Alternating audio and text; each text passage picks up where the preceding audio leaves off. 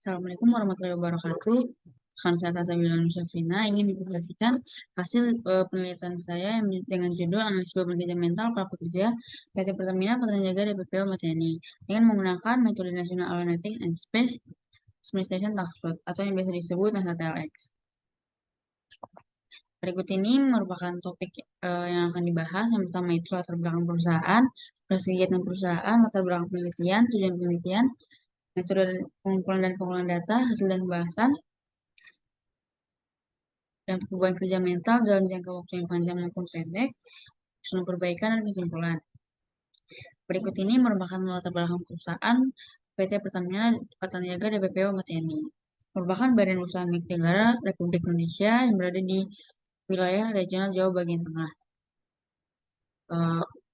DPPO Mateni berdiri di atas lahan seluas 5.000 meter milik Pusat Penerbangan Angkatan Darat. DPPO Mateni juga melayani aftur dan afgas untuk penerbangan domestik, internasional, maupun TNI atau Polri yang beroperasi di Bandara Internasional Ahmad Yani Semarang dengan fasilitas penyimpanan yang terdiri dari 6 tangki. Berikut ini merupakan proses kegiatan perusahaan PT Pertamina Patraniaga DPPO Ahmad Yani menerima suplai berupa aftur dari Terminal Balongan dan juga Rewulu melalui Bridger. Nah, Terminal Balongan ini sendiri mendapatkan suplai dari refinery unit Balongan melalui sistem pipa, kemudian aftur yang disimpan di tangki timbun terminal lama disalurkan ke modular yang berada di terminal baru melalui Bridger. Nah, dari modular tersebut didistribusikan ke customer melalui refiner.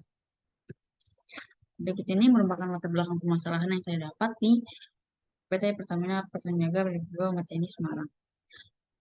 Manusia sebagai bagian penting dari suatu organisasi memiliki perbedaan, baik pada kemampuan dan keterbatasan energi. Dilakukannya pengukuran beban kerja itu untuk mengetahui faktor-faktor penyebab adanya beban kerja mental sehingga dapat mengurangi beban kerja yang dirasakan oleh pekerja agar pekerja dapat bekerja dan menghasilkan output yang optimal.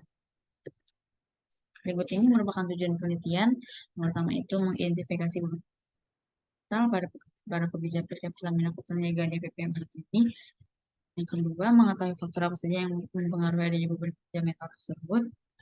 Yang ketiga itu mengetahui faktor manakah yang paling dominan mempengaruhi terjadinya beban kerja di antara 6 indikator pengukuran beban kerja mental dengan menggunakan metode NASATLX.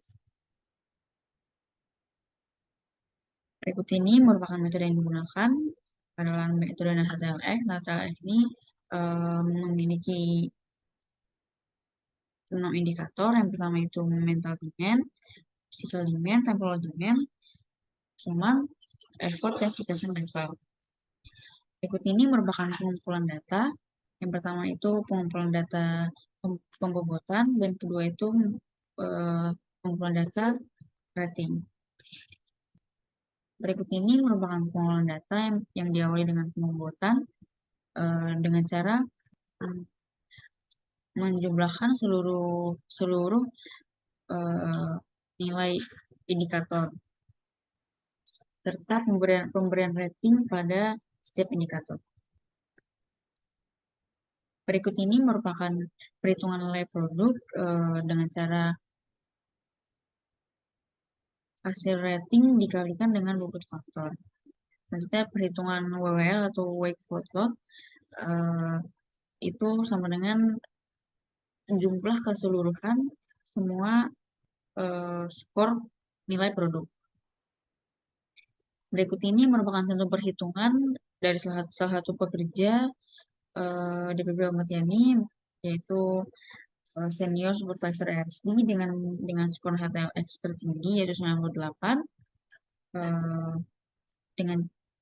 dengan rumus WWL per 15 atau sama dengan 1470 dibagi dengan 15 sama dengan 98. Berikut ini merupakan hasil interpretasi skor HTLX. Nah, dari perhitungan skor NASA ini didapatkan hasil yang berbeda-beda dengan skor terbesar yaitu 98 dan untuk skor yang terkecil yaitu 36. Perbedaan hasil skor pada setiap pekerja ini disebabkan karena adanya perbedaan kegiatan yang dilakukan. beban kerja yang berbeda-beda pada setiap posisi kerja, manajemen dan waktu, dan faktor pendukung lingkungan lainnya. Dan perbedaan tersebut juga disebabkan karena penilaiannya menggunakan metode yang bersifat subjektif, yaitu tergantung dari setiap pekerja. Nah, berikut ini merupakan dampak beban kerja mental.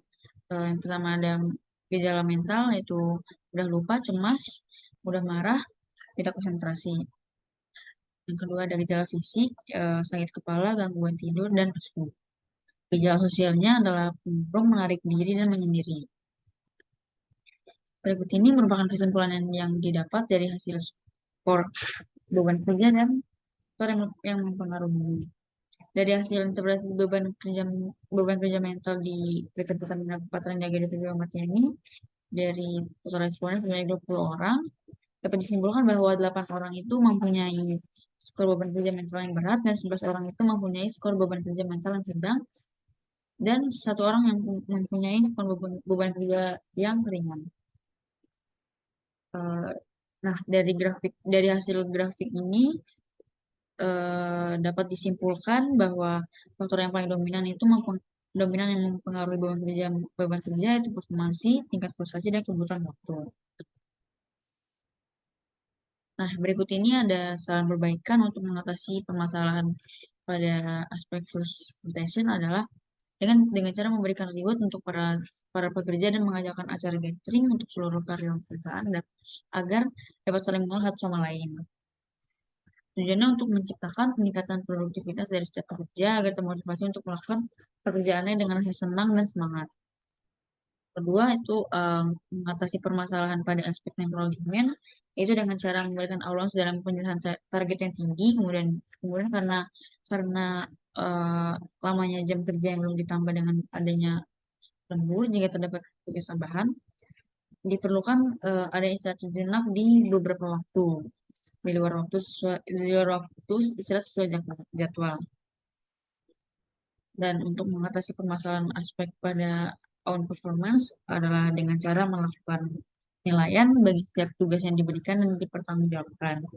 Kemudian dilakukan juga inspeksi secara berkala dan pengecekan kembali setiap hasil pekerjaan yang telah dilakukan. Ditambahnya dengan selalu mengevaluasi pekerjaan yang dikerjakan itu untuk mengurangi kesalahan-kesalahan yang terjadi, terutama eh, kesalahan yang kecil maupun besar.